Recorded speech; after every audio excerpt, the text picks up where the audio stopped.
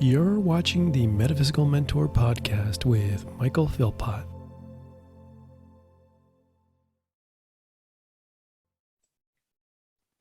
Now we were recording. All right. Hello, everybody. Thank you so much for joining the podcast today. I am Michael Philpott here, the Metaphysical Mentor, and I got a special guest today, Derek, my friend. I am really pumped to have you on the show. And it was very kind of synchronistic events that led us to be on the, or led you to be on the podcast today. So I'm very thankful for that, and we'll talk about that. But before we get started, Derek, I have to do just a quick public service announcement, just a quick one. I just have to say, a thank you to all my listeners in Canada, of course, my peeps, I like to call them, but also to everybody down in the US there. I have a really big audience in the US. So thank you, thank you, thank you. New Zealand, Australia, of course, the UK, Denmark, Holland, and France, and also Israel now. I got a couple of people listening in Israel. So thank you for everybody. And I just want to say a special thank you to those who donate to the show and support it. I can't do this without you guys. So thank you for those donations. Really, really appreciate that. So that being said, Derek, how are you, my friend? I'm well, Michael. Thanks for having me, and congrats on having such a wonderful audience. Yeah, it took a, to be honest with you, I'm obviously, how you do a podcast yourself, and it could be very challenging to get listeners, especially if you're not somebody famous, right? And to get that audience out there, and you keep plugging away, and hopefully it kind of expands. So it's getting there, I'm a type A personality a little bit, and it's like, you want things now. It's like, how come I can't have 1 million followers? How come I can't have this? But like anything, you got to put the work in. And so, yeah, it's been really good. And the reason why it's getting successful, because I have guests like you come on the show, which is really interesting, because this is one of the things we talk about, the metaphysics world. Now, I have to say this, because I was just kind of like going through a period, and you probably realize this, you can empathize with this. You're looking for guests for your show. You're looking for some quality guests, right? And I'm always trying to look for an interesting, amazing guests to be on the show. And I was just sitting there going, gosh, where can I find a guest right now? I'm just trying to figure out. And then all of a sudden I get this random thing on my Facebook. And I was like, okay. And I'm like, this is your assistant. Kind of go, who is this person? Right. So you kind of check it out, and it's like, oh yeah, I'm assistant for Derek, and blah, blah, blah. And it's like, and I was like, okay. So curiosity, I was like, checked it out. And I was like, oh my God, this guy has to be in my podcast. I mean, he's all about metaphysical. I mean, he's a quantum business coach. So how could you not have this guy? And then I was looking at your thing, and it's like, we have so much in common, like, very parallel little things. And I thought this is really fascinating. And, but one of the things I have to ask you, where are you living now? Because you have this kind of nomadic lifestyle that you've been living. I don't know if you're still living it, but you've been all over the world. So where are you living now? Yeah, it's been on pause, but we're in St. Louis, and we've got a few forays back out into the wider world this year. We're going to be doing Flagstaff and Sedona probably, and then I've got a trip to Bhutan coming up in the fall. So I think, and then perhaps the Sacred Valley of Peru also. Wow. Now, are you just going on for trips, or are you actually going to be taking yourself and living there for a while, like you've done other places? These will be more like 1 month stays. So it's like, I don't know if you can really say you're living there, but after a few weeks, I think 3 weeks is kind of the sweet spot where you start to recognize the guy at the grocery, and he recognizes you. I feel like that's how you can qualify for living in a place. Yeah. I mean, and you've lived some really interesting places. I know one of the things that kind of stands out for me is Bali. Now, how long were you, living or vacationing in Bali for? Yeah, 3 years, 3 times, basically 1 year each time. Yeah. So how did that, how did this all start for you? Like, I mean, I know you have this amazing backstory, and which I absolutely love. And I always love listening to everybody's backstory, because we all have one on this journey, right? I think it's really kind of neat how things happen for you. So if you maybe tell our listeners how you kind of got started with all this.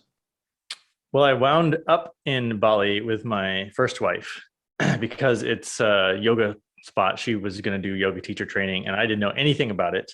And it suited me a lot better. We ended up separating, and after a year and a half of traveling together. So I started my digital nomadism, my adventure lifestyle with my ex, and then ended up meeting my current wife in Bali as well. And we were both living there. She was working, and I was adventuring. And it's, yeah, I still today just got notifications from several friends that I had made there. And it was really a wonderful community. And it's like when I'm looking for other places to live, or when I'm imagining what the ideal community that I would like to have, I always start from there, because it's the kind of place where you can go to events of all kinds any day, any moment. You can meet spiritual masters, even the local people are just because of their culture and their heritage, right? They have the ability to harness their own powers, and so there's a lot to learn from the local people. There's a lot to learn from the expats that come through there. And then the setting itself, it's a very powerful island. It's a volcanic island.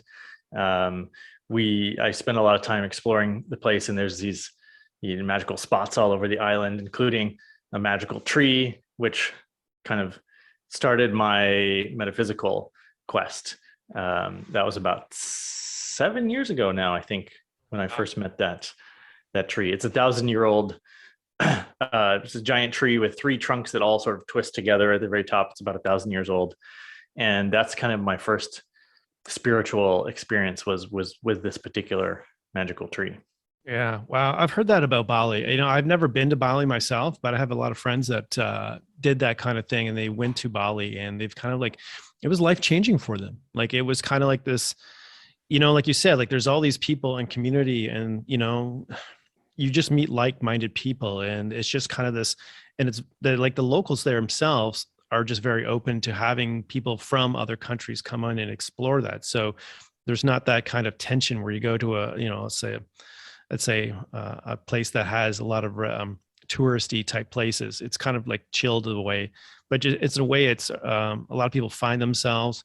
They really do a lot of deep healing. So yeah, when I was reading your story about the magic tree. Now, is this a particular magic tree that's known to to the community, or is this something that you were out walking about and you stumbled upon this thing, and then it just kind of like, all right, the veil opened up, and what the hell happened here? It's right on the edge of civilization, so they know about it. It's on maps, a couple of maps, but I don't think people.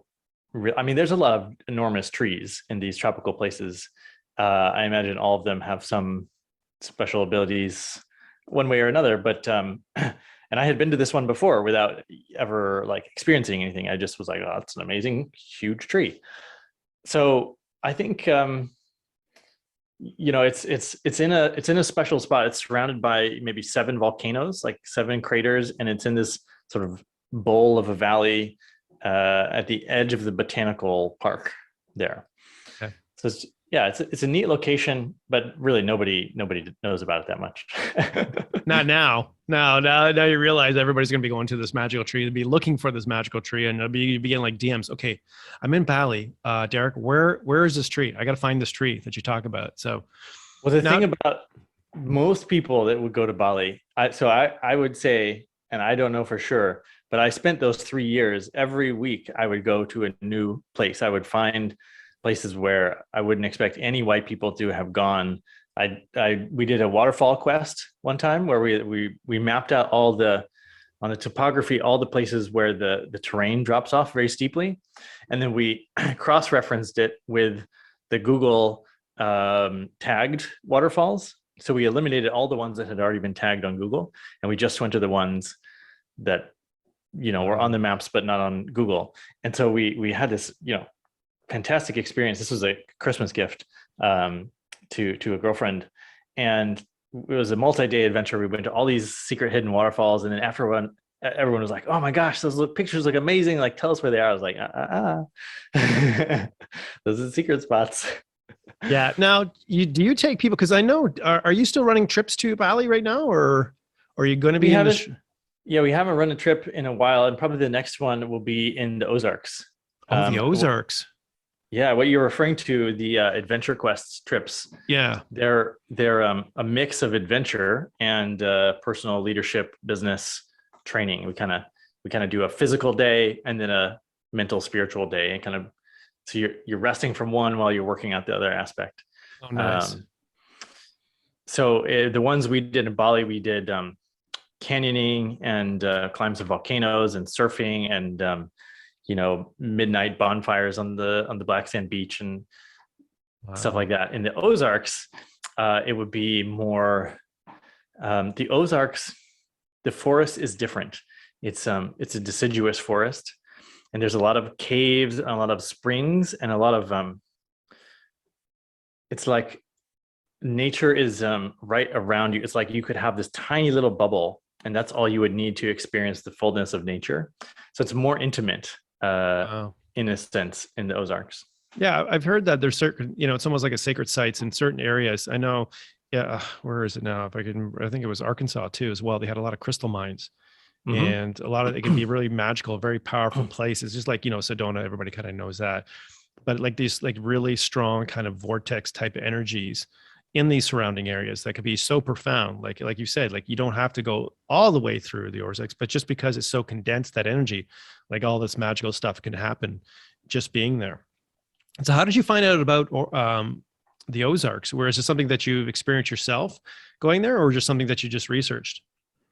I've run a couple trips there before, and speaking of that crystal pocket in Arkansas, it's just like maybe 170 miles sort of band of quartz, and when there are earthquakes, the piezoelectric, quartz is piezoelectric, so when you pressurize it, it creates a charge, and it messes with birds' navigational systems. And so what happens is when you have an earthquake and it squeezes the quartz, all these birds kind of crash out of the sky because their navigation is messed up. And it's such a fun scientific illustration of how crystals actually interface with the, bioelectric universe. It's so fascinating. Well, it's actually a nice little segue, because this is what I wanted to talk to you about, a couple of things, because you've done so many experiments over the years. And one of the things I've been fascinated about, I love crystals. I got crystals back here, I got crystals all over the place. What's on can you show us what's your favorite one on your desk right now? Well, right now, this one here is just the smoky quartz. I got that one. And I can't figure out what this was. A friend gave me this one, but it's really kind of nice. So I got to show that one there. I'm not quite sure. It looks like celestite, maybe. No, I do have celestite. It's actually, it's a big white thing. I got that in the other room there, but I always got to have crystals on there. But you worked with 5 vocal crystals, which I've heard are just like amazing healing techniques. So if people are listening about this, if you maybe just describe, what the 5 vocal crystals is all about. I have one right here on my desk, actually. No way, really? So that's for the listener, it's not going to help. But so one end is the same angle as a pyramid. It's whatever that is, 53 degrees. And then, so I'm holding this one up. This is water clear from Brazil. It's a quartz crystal. And so this guy, Marcel Vogel, he was a scientist first. He worked for IBM, and he had sort of a spiritual awakening and dreams, and then eventually was in India and learned from some gurus over there. But basically, he was a crystal researcher at IBM for computers and clocks and other applied technology. But he essentially, there's the Kabbalistic tree of life. If anyone has seen that sort of mapped out, he dreamt of this 3D version. And so it's essentially in 4 sides. So the 5 Vogel crystals are cut in the shape of the Kabbalistic tree of life. And so it becomes a sort of collector and focusing tool for, it's electrical charge, but I would say that it's not just electrical energy. The energy, I would say, is It's almost like universal life energy. It's almost like that. Yeah, universal life energy or plasma, because you can charge it with your thoughts. Yeah. You can charge it with your breath, and you can charge it, with your intent. And it becomes this focused laser beam of intent.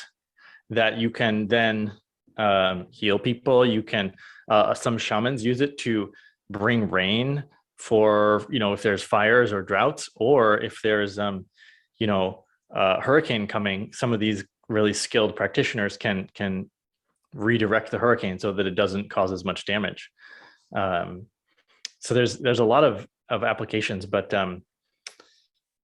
yeah, I use mine both for healing physical people and also for water. I work on the water systems of, we're right here in St. Louis. We have 4 main rivers. We have the Mississippi, the Missouri, the Ohio, and the Illinois all coming together here. So this is like the wettest place on the planet besides the ocean.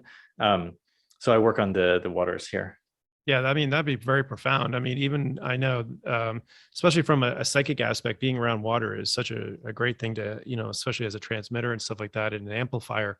And I mean, you are like, again, it's like you have all those major rivers, and it's like the major river systems coming all together. One, that'd be very, very profound. So if one of the things with 5-vocal crystals, how do you know that actually one is actually a 5-vocal or just some kind of knockoff that just looks like a crystal? How do you really determine what's the real deal? Because the real deal really is the real deal.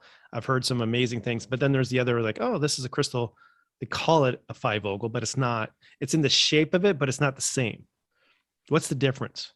I think you can shop for these crystals by shopping for the person that cut them. And there's a certain skill, right? The one I have is 88 sides, and there's kind of like a small handful of these cutters, these people that can facet these, that understand Vogel's work. A couple of them are still alive that actually were mentored by because he was doing it in the 70s and the 80s. But then, you could have a skilled cutter who's never met Vogel and still probably get it to some degree, just because they're connected to their knowing, and they create a piece that's quite functional. And so partly it's the angles, partly it's the intent of the cutter itself, the purity of the stone. There's a lot of things that could go into it. It's like the quality of any tool. You can find it's a precision automobile, a really fine one is, there's just something about quality that's different than a mass-produced one. Yeah, like there's just something about the feel. And I mean, most people who are using crystals kind of have a feel for it. They kind of feel like it already kind of has this automatic charge to it. So when you pick it up, it's like, ooh, okay, this is pretty intense, and you kind of get the gist of it. But yeah, I've heard so many good things about the crystals and the crystal technology. And I think it even goes back from why I understand is it goes back to Atlantean technology. I think that's one of the stories that I've heard about, like he did a past life in Atlantis, because that's what they use as crystals, from my understanding, I guess say. But let me tell you about this one. All right, this one is from so Lemuria. just okay. So for people who are listening, okay, he's going to show a crystal. Just bring a crystal up there. Let me show it again. Yeah, because people are watching this too as well. They'll be going, okay, he's got to show me this crystal. What is it? Yeah. So this one, again, it's the same. 88 sides, but 4 main sides essentially. Yeah, beautiful. And so this one I have come to understand is from Lemuria, and it showed up on the Vogel Facebook page, and I saw it and I was like, oh my gosh, I think that's for me, because I've been looking at these, the high quality ones for years, and I didn't acquire one. They can be expensive. And this one, it was very clear that it was for me, and I was like, huh, that's so weird. It's not even the exact shape that I expected. And that's why, so I ordered it, I got it, and that's, it's incredible to hold, but it wasn't clear exactly why it was for me. And then a few weeks later, after I had arrived in my house, I was doing a guided meditation, and I ended up astral projecting back to Lemuria. It's essentially like going down into the ocean. The continent that was Lemuria is now under New Zealand. Essentially, it's called Zealand, and it's about the size of Australia. But if you look on Google Earth, you can see the continent. You can find out where it was.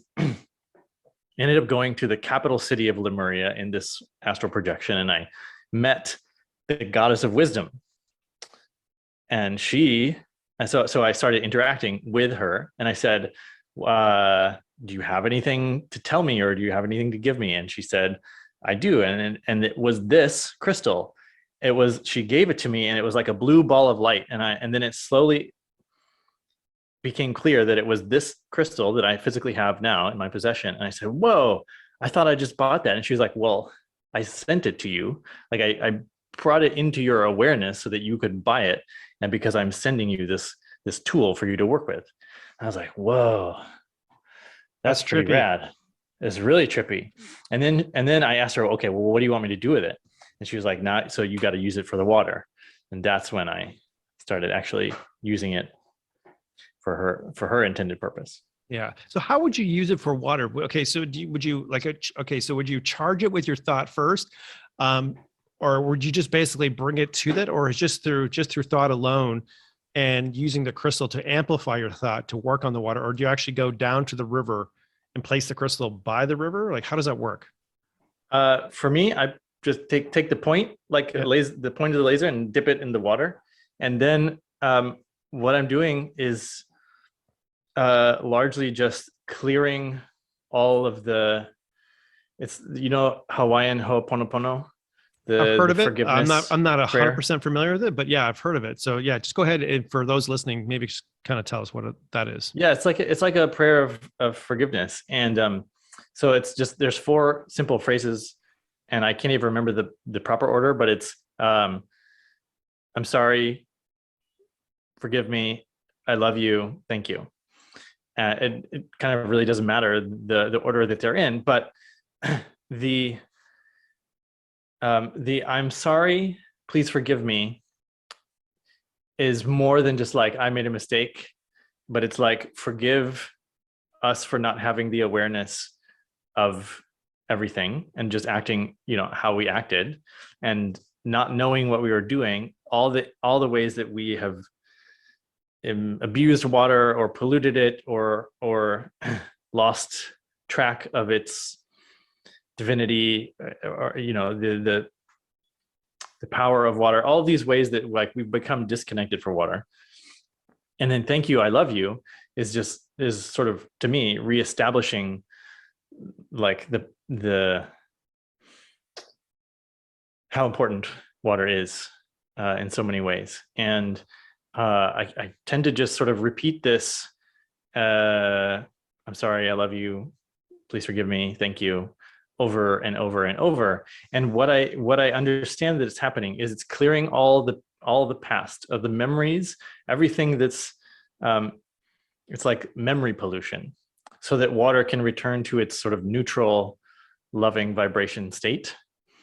And then there can be a new relationship going forwards between humanity and water. Wow, that's so profound, and it's amazing, when people really start thinking about how much water is, how profoundly we need water. Like, I mean, we can't survive without it, and we take it for granted, especially here in North America, we take our water for granted all the time. And, and in my area too, we were surrounded by the Great Lakes, and, it's, always hear stories now, like, don't drink the water, or don't eat the fish out of the Great Lakes and all this crazy stuff. And yeah, it's amazing how quickly we forget how precious this resource is, and how we've like just gone away from really caring about it. But eventually we're turning a tide, and we're kind of rethinking our practices and realizing how important really it is, water. So yeah, that's very cool. I mean, I always love those stories when people like have those trippy experiences where they remember a past life or a connection to a specific sacred site or a specific time, whether it's Lemuria, Atlantis, Egypt. I just had a great podcast and we talked about Egypt and past lives. And it's amazing how those sacred sites and that information, back then, it was so amazing that we can bring that forward into this time frame and really kind of utilize it for, for betterment of humanity in so many ways. And yeah, I just love those type of stories. So one of the things, I was always interesting because I know you talked about all these 50 different things. And as much as I would love to cover all 50 of them, there are a few ones that stand out that I thought was really really cool. And something that I haven't talked about, because obviously the 5-vocal crystal, which was a perfect segue, by the way, about Arkansas, but it was also telepathic communications. Because I know you talked about that and how you started learning to do that.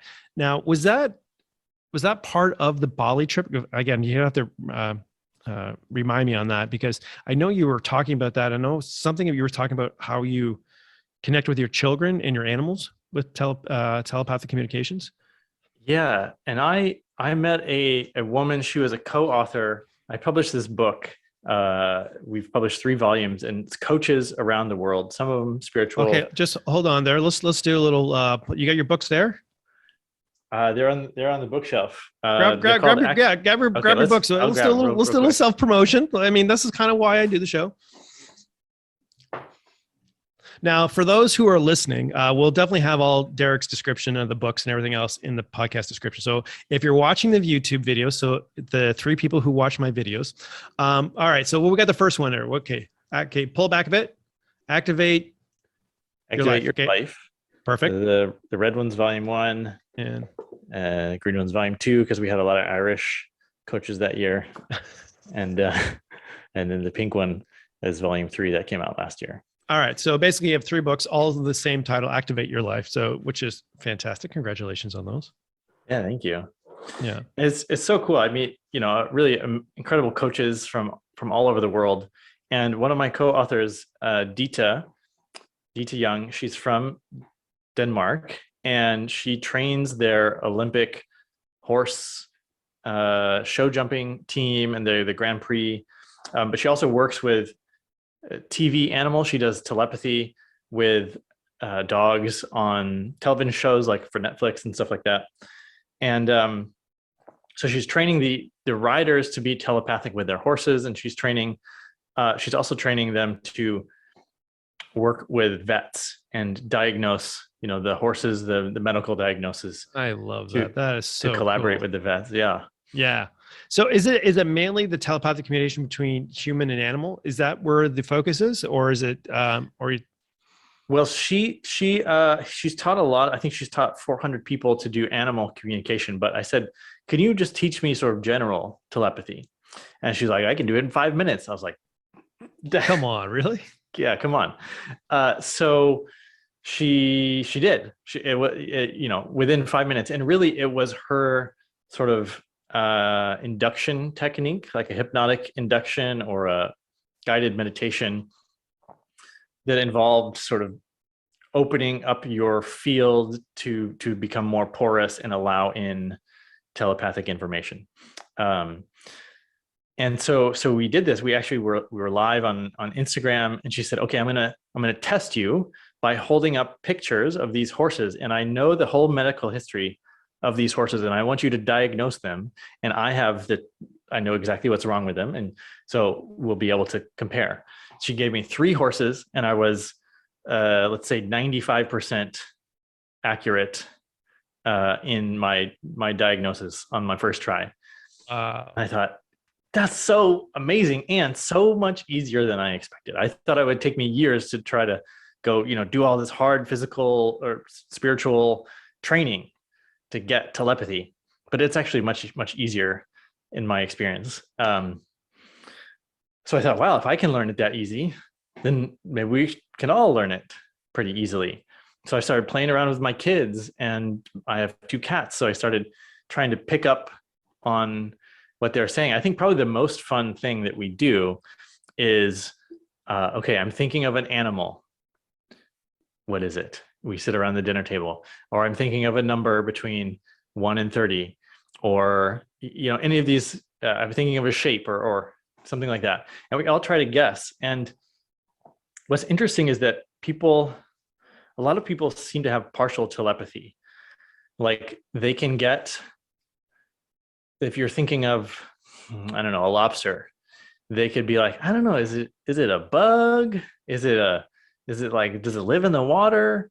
Is it like, does it have hard a hard shell. They may not know what it is, but they get pieces of it, which is, I find fascinating. And I think it's because it's like learning a language in a sense. It's like you don't know how to parse the information yet. It's hard to put it into your own way of thinking about the world when it comes as like a telepathic chunk. So I think the skill is in the familiarizing yourself with how the information comes to you. Yeah, that's very much psychic work. That's exactly it. Is developing that filter, or that, I like to call it your kind of your dictionary of all the different things, because each one of us is going to be affected by our environment and what it is in our subconscious mind. Because, like, again, what we may see as a lobster maybe see as a bug to somebody else, just because that is, and kind of figuring that out. And once you develop your own language from that, it makes things a lot easier. But yeah, kids are like so open and so psychic anyways, and it's so easy for them to pick up. But which is cool that you're working with that, because that, I think, in itself is a lost thing, that kids are not developed. And it's such a strong gift that they have. And it's such a natural thing. That veil is so thin that they can live in those two worlds. They're really so in between those worlds, especially animals. I think a lot of people understand animals are always like, they got one foot on the other side and one foot here. They're the bridging gaps. I mean, that's what the Egyptians always talked about, cats and things like that. They live between the spirit world and the physical world. And yeah, I've had I had a animal communicator on, and she talked about that. So just a little shout out to Karen. Hello, Karen. And she talked about how amazing was that. So if we could talk about what the technique that you learned, because I know people are going to be going, okay, how do you do this? Because I have a lot of animal people that love the show. So what was kind of the technique that Dita, is that her name? Did I say that correctly? I remember one part of it was visualizing the heart as sort of there was the green glowing in the heart. And then another part was visualizing that I had to sort of create an open bubble in front of me and behind of me, in front and behind the heart, so that there was a sort of physical, spiritual open space. I don't remember much more than that, other than it was, very, very relaxing, like a nice hypnotic induction. But yeah, it seems so simple. Yeah, I think for most part, our rational minds get in our ways, and we were trying to rationally organize that information. Like, how's it working? And it is probably the most simple thing. It's like just relaxing and just trusting what you're getting. And that's kind of the thing, is that it's that whole thing. It's just trust what you're getting. It may not make sense to you at first, but then after a while, it may make a little more sense. But you must have a really trippy story about your telepathy with either your cats or your kids. Well, so I have two cats. One of them is a little guy. He's not quite one, and the other one is 2. So they're not super old, but one of so the little guy is he's always keeping track of the older one, because it's like his big brother, and he just wants to make sure he's safe. And so he'll come, like if the other one is left outside on a cold night, he'll come up to me and just like, we left that other guy, we left Fritz outside. And I'll be like, oh, thank you so much. Like, I had no idea. So he'll come, he keeps tabs. And so he's kind of like telling me about the physical surroundings of the house and the people. And then the other one acts kind of like he's often coming to me on request of some of the higher beings that I work with. So he's more of a messenger, and he'll come and he'll like physically put his hand on mine while I'm dreaming, and I can sort of sense that he's there, but also sense that he's just transmitting messages from other places to me. Like, so he's the one that sort of comes to me in the night, and I can tell like who it is that's sending him. So it's they're a little bit different, but it's nice to have them. So just let me just think this through. So are they visiting you during dream time, or is it your guides using your cats as a vehicle to communicate with you? It's the guides using the cats. Yeah. The cats. So that's kind of like your signal, right? Like, okay, if the cats are showing up during your dream time or during meditation and that energy's there, it's kind of like, All right. So not to kind of freak you out, this is we're going to use the cats, because I've heard that a lot of times. I've had people do meditations and they've had cats that have crossed over, kind of be the bridge to get them to a specific thing. So they're not seeing, the spirit animal, that's this spirit guide, I should say, or like a loved one. So it doesn't get them freaked out, because they're more happier to see their cat than their dead grandmother, right? You know what I mean? For a lot of people, it's like, yeah, totally. yeah. So, is that one of the processes, or is it just like when your guides show up, when your when the spiritual beings show up, are you finding it more in your dream state or during a meditation, or it's just whenever they decide that you need to get this information? Yeah, I would say it's exclusively in the dream state. In dream state, eh? Yeah. They don't seem to really, although I'm not meditating. I'm not doing seated meditation that much, actually. So maybe they would if I was doing that. The other thing that he does is he does, he's a Reiki master. So he comes and he'll like sit right on the spot of somebody that needs it. So now you're talking about your spirit guides, right? The cat, the same cat that comes as the messenger. Like if you, like our kids had a tummy ache the other day, so he'll come and he'll just like sit right on the stomach of the kid that has the issue. Okay. Yeah. Okay. Now I fully understand that. It makes total sense. Like, yeah, animals, they're like energetic sponges. And I always say that you can always tell the health of an animal or the health of the home by the health of the animal. And a lot of people kind of go, what? Like, cause and I've had this conversation with a lot of people about how psychically animals will absorb that negative energy from whatever is going on in our energetic field. So like, cancer, like all these different tumors, cats and dogs will have all these random stuff, because most in the animal kingdom, there's a very rare, occurrences that these animals have that. But for the most part, it's when they kind of being around humans and they're absorbing all that energy. So they know when you're feeling, it's always so amazing. Like, when you're having a rough day, cat comes up or the dog comes up, they just know that they can sense that, and they just absorb that energy into that. It's so fascinating. Yeah. So one of the things, again, one of the many 50 things that we want to talk about today, but one of the things I've never heard about is holotropic breathwork. Did I say that correctly? Yeah, that was created in the 70s, I think. I'm trying to think of who. So these early, maybe even the 60s, these early psychedelic researchers, when the U.S. government clamped down on psychedelics in the late 60s, I believe that was, and sort of the last academic research was happening in the 70, 71. They said, we need to continue this research, but we can't use psychedelics. So they created holotropic breathwork, and it's essentially, this is a precursor to the Wim Hof method, but it takes you, it's a way of inducing an altered state. Okay. And it's essentially gets you into a non-ordinary reality where you can do the same types of things that you can with psychedelics. And so you can, I think the first time I ever tried it, I was able to go inside of my physical body and sort of clean up either stuck emotions or physical injuries. It can allow you to, a lot of people use it to process things that they're not able to process normally, grief or anger or trauma, things like that. But it's also just a fantastically fun sort of journey.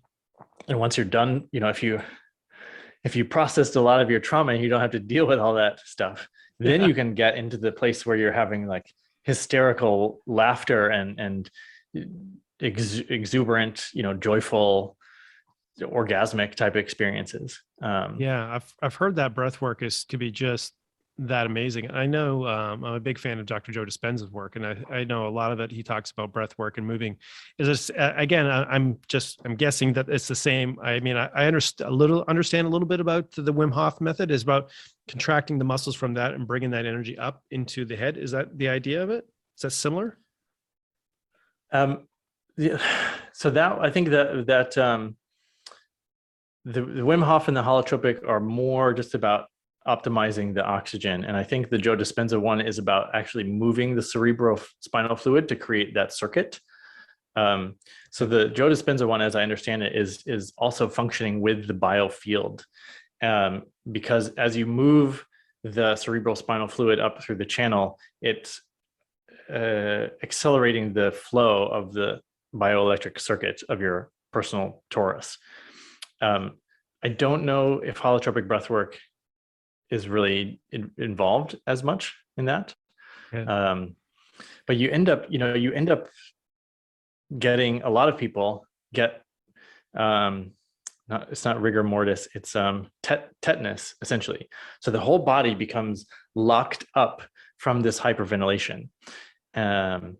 Your hands and your arms and your feet and your face kind of contort and freeze in this weird position.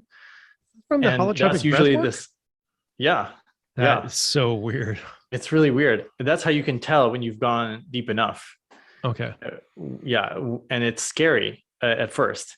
And so you kind of have to like go up to the edge and then step back and see how confident you are. And then go a little bit deeper, right?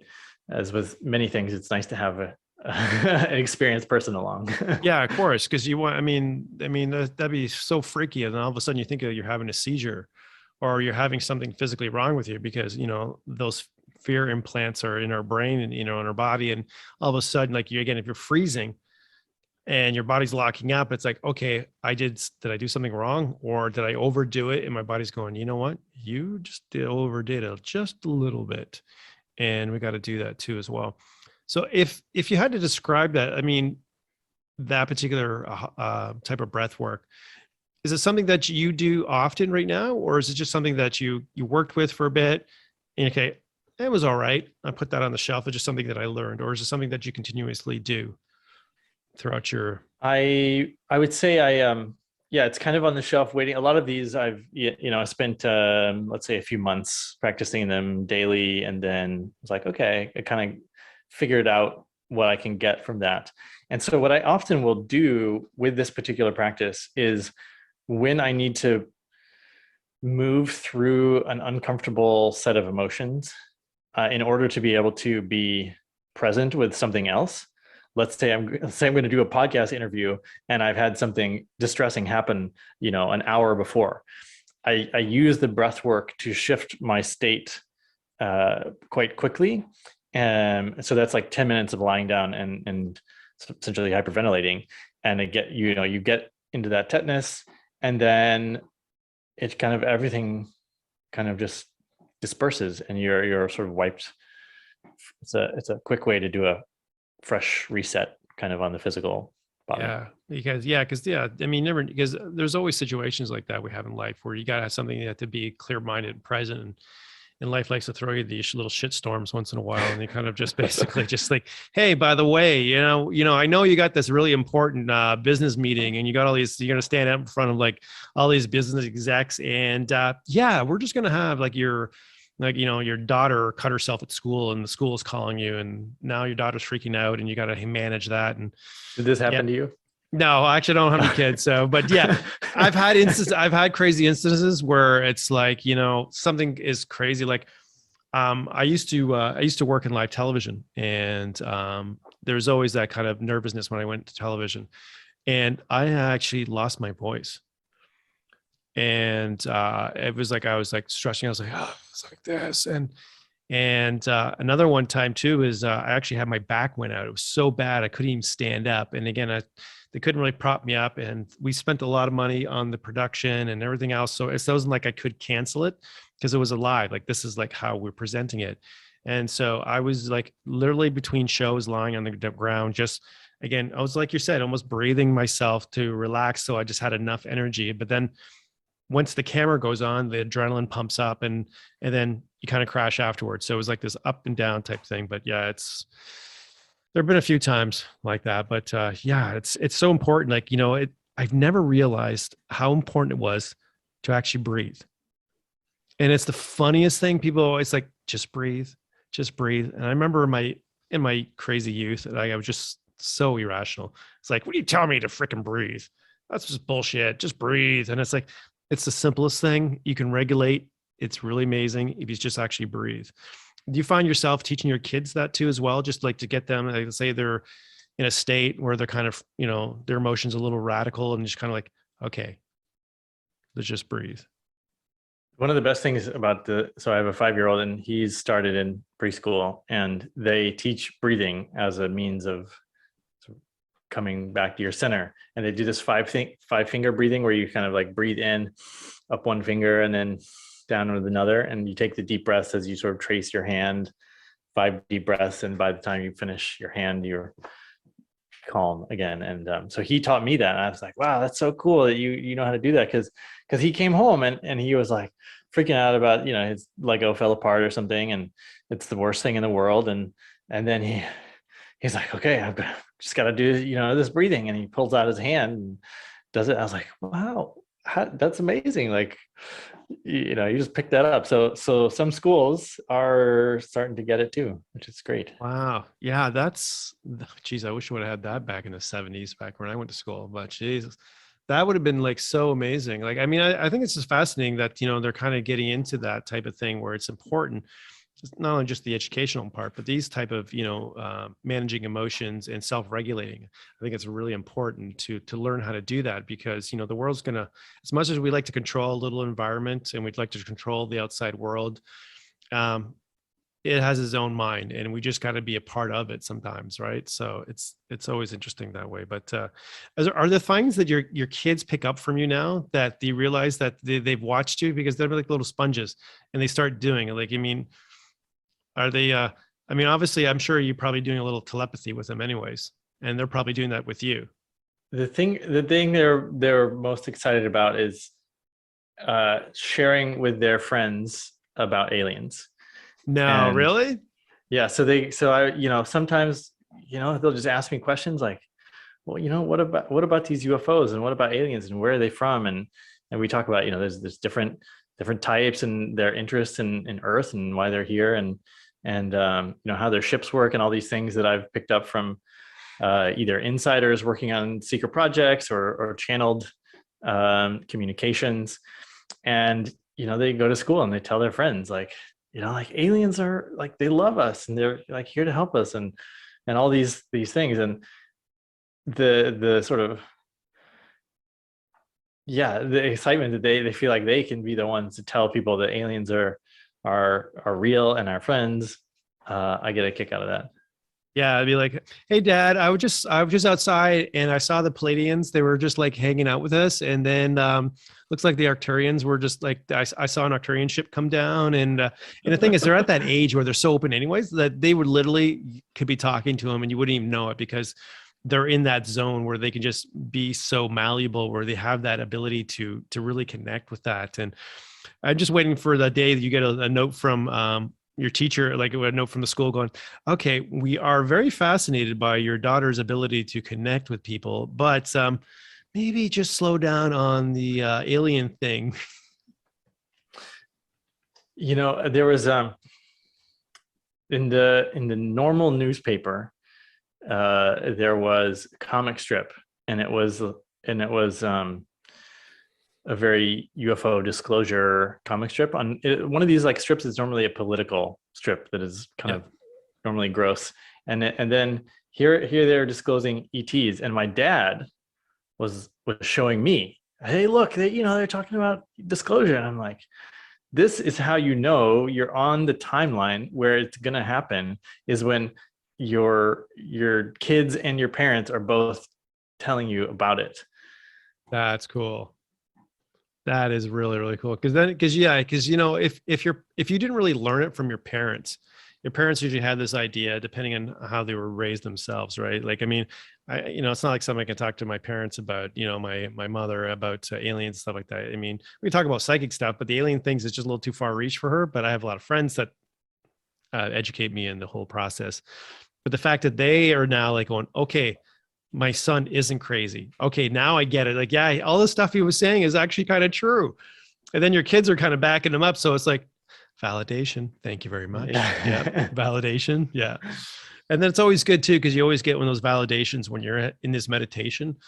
And sometimes I don't really appreciate that when you're in a meditation and then some presence shows up in your field, right? And you're kind of wondering what this is. And it's just this very loving kind of connection where your heart warms up and just kind of feel that love. And it's kind of this very benign, it's not scary, it's not freaky, but it's just this very kind of warm, it's almost like a knowingness.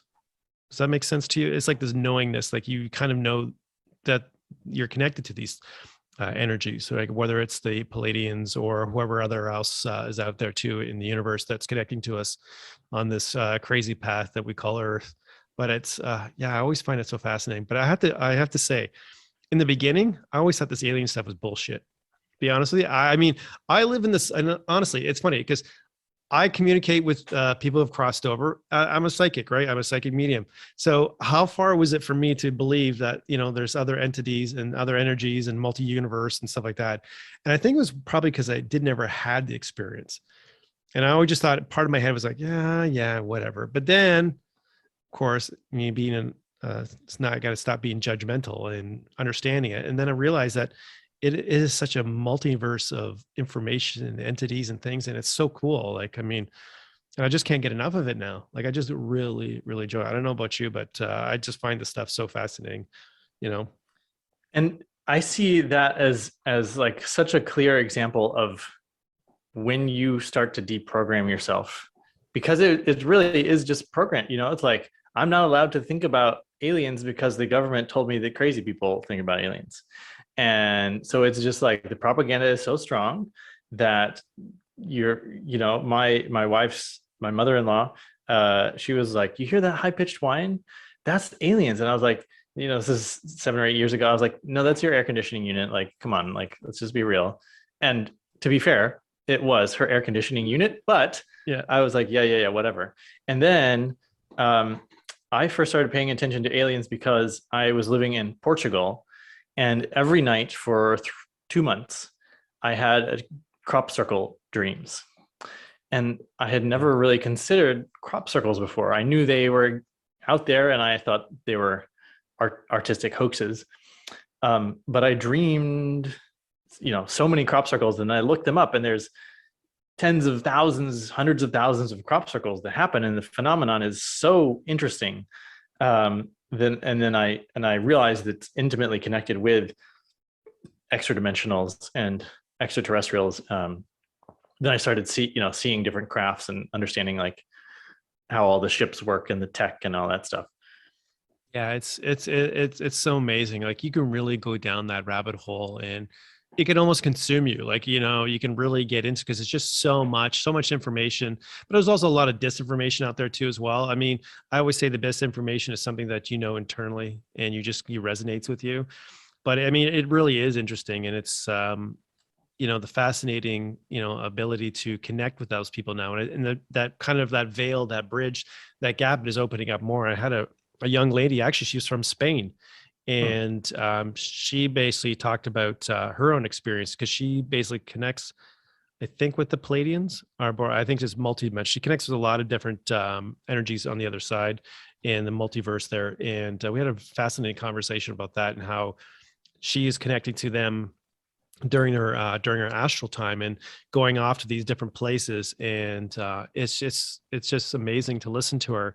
And but she's saying too as well, like that whole area between Spain and Portugal, and it was funny when you mentioned about Portugal, about having that, because she's in Spain, like she was getting all these different energies around that particular area where a lot more contact was happening in that particular area, you know, and she was kind of mentioning about that, and I was like, really? Hey, that's, I was just like kind of like, go ahead. I'm just going to grab my popcorn here and just eat this while I listen to you as you talk about that. But yeah, it's just so fascinating. And I really love that people are really opening up to it. And they're, like you said, they're deprogramming from the whole thing, right? Because we are so much programmed. Like, I mean, anybody who's been around long enough to know that we're still getting programmed, even from the media and everything else and all this crazy stuff. But yeah, I just love that fact.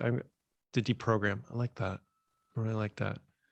So if there was one thing that you could take away, or one thing that you could say to my listeners and my viewers right now, I mean, from all the different things that you've done over the years, the different experiments in the metaphysical world, I mean, your own experiences being a quantum business coach, I mean, you know, being a dad, and also being, you know, an author too as well. What are maybe some advice you can, you know, leave my listeners with?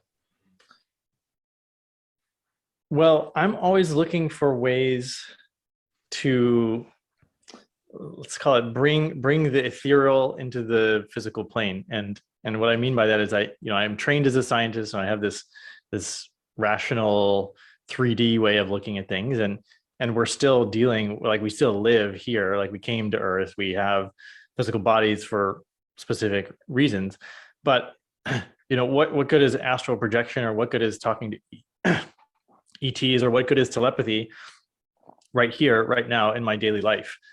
More than just a fun thing, which it is fun. It's fun to, practice telepathy or lucid dreaming or whatever it might be. But I'm always looking for ways to apply it. And one of my missions is to have practical magic be accepted as a business, a form of growing your business. So some people sort of use the law of attraction to grow their business. I think that's kind of like where people start. But we've talked about Ho'oponopono. You can use that for business. We've talked about dreams and meditation. You can use that in your business. And it's just so cool to actually have a use for this stuff. It makes it a lot more personal, I think. So that's kind of when I'm doing an experiment, I'm often viewing it through a lens of, like, in service of what are we gonna deploy this practice or technique in service of, that you actually care about, bringing into the world. Yeah, I really like that. I like how being it's being the scientific mind. Like, I love the idea of practicality, and that's what I'm all about too. I love the woo woo, right? The woo woo is awesome, but how do we practically use the woo woo on an everyday basis that connects us? Because we're still in this 3-dimensional world, and we still live in a 3D world type thing. And how do we bring that, bridge that gap? Like, you talk about how you bridge that gap between science and spirituality, and bringing that information in, and which I think is so important. I think that we do that. And it's amazing when you get more in touch with that type of information, that, living from that type of higher learning, that you're more in touch with the divine and bringing that divine aspect into your business. And that's, because then it's like a win-win for everybody. Everybody wins. It's not just like, who's got more and, promoting more suffering. It's like a win-win for everybody. Everybody is just on a higher level of consciousness, bringing that in. So I think that's fascinating. Really love that. And Derek, for all those who are listening and those who are watching the video, stuff like that, if they wanted to find you, Derek, where can they find you? Tell me all the good stuff. Where can we find you, Derek? Yeah, well, my name, Derek Loudermilk. That's the website, derekloudermilk.com. That's on all the socials. And the show that I host is the Derek Loudermilk Show. And you'll find, if you like Michael's show, you'll find some very similar, amazing guests that will open your mind on that show as well. Yeah, it's a really good one. Highly recommend that. So for those who are listening, like I said, I always have Derek's information in the podcast description too as well. And if you're watching the video too as well, you can just go in description, just a little bit lower underneath the videos. I'll have all Derek's contact information. So if you're looking for a quantum business coach, you want to have him as a speaker, so many different things, be on your own podcast too. So if you're a podcaster too, and you want Derek to be on your show too as well, have him on too as well. And he's got a great podcast. So I highly recommend that too as well. And Derek, my friend, I'm just going to close out the podcast. So thank you very much for being on the show. Yeah, thanks for having me. Yeah. So everyone, I'm just going to close off the podcast here. This has been the Metaphysical Mentor Podcast with Michael Philpott. Thank you so much for joining me, and goodbye for now.